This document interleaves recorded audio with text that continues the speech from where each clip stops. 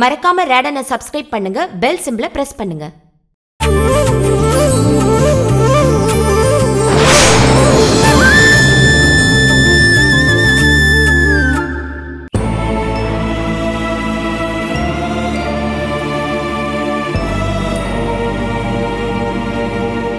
சூடெல்லாம் ஏத்தி சாமி கும்பிட்டாச்சா? கும்பிட்டாச்சு சாமி.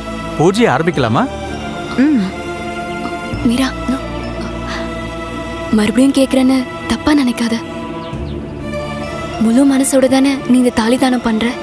இப்போ எதுக்கு சந்தேகம் உனக்கு? ஒரு உயிரை காப்பாத்த முழு மனசோட தான் நான் அதை செய்யறேன்.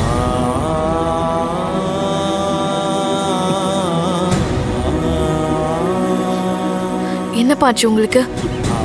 அப்பா, இந்த தாலி தலைமுறை தலைமுறையா நிலைக்கணும்னு உங்க அம்மாவுடைய ஆசை. இது அம்மன் தாலி, அம்மா கழுத்துல இருந்த தாலி. இதை கழட்டி கொடுத்துட்டா என் ஆத்மாவே போயிடும் போல இருக்குமா?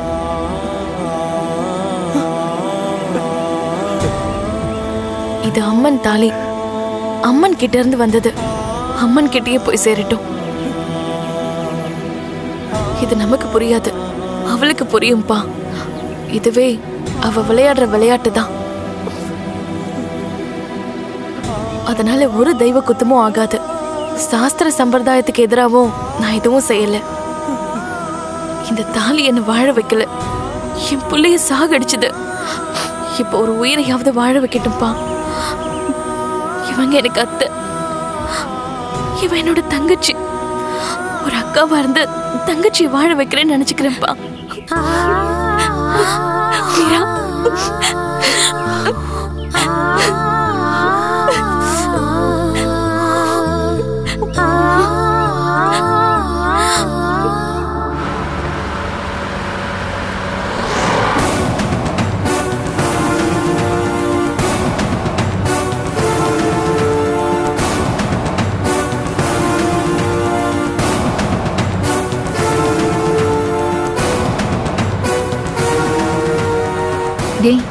கொஞ்சம் ஸ்லோவா போடா, பயமா இருக்கு. அவங்க போய் சேரத்துக்கு முன்னாடி நம்ம போய் சேர்ந்தாதான் அவங்க தாலியை கழட்ட விடாம நம்ம தடுக்க முடியும். உனக்கு பயமா இருந்தா நீ கண்ண முடிக்கக்கா.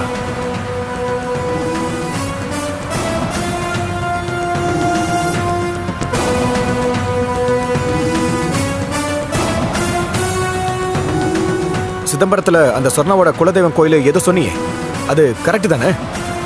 சரியான தகவல் தானே? உன்னை நம்பிதாக்கா போயிட்டு இருக்கேன். கரெக்ட் தாண்டா. அந்த குலதெய்வம் கோயில் பேரை அந்த பூக்காரி என்கிட்ட சொன்னா. நானே ஒரு தடவை அந்த கோயிலுக்கு போயிருக்கேன்டா, எனக்கு நல்ல ஞாபகம் இருக்கு. நீ போ.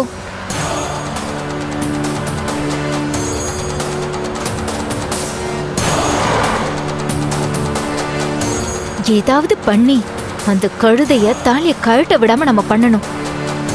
என்ன திமிரு இருந்தா புருஷன் நீ உயிரோட இருக்கும் போதே அந்த தாலிய கழட்டி கொடுப்பா? அவளையெல்லாம் சும்மாவே விடக்கூடாது, வெட்டி போடணும்டா. டேய், சீக்கிரம் போ.